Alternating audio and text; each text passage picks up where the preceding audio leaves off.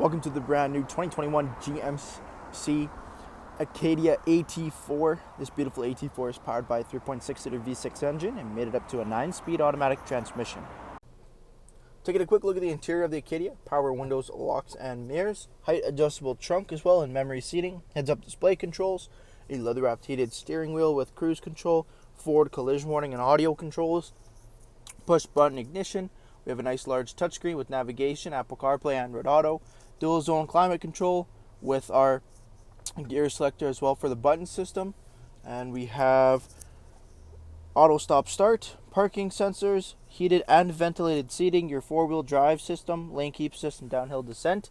We have the all black interior with the brown stitching, Bose audio, and our black leather heated and ventilated AT4 Acadia seating.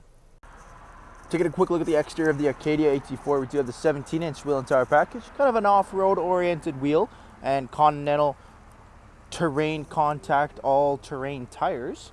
Keyless entry all around on the AT4. You got the lower half of the vehicle in the plastic as well, protecting from rock chips, things alike.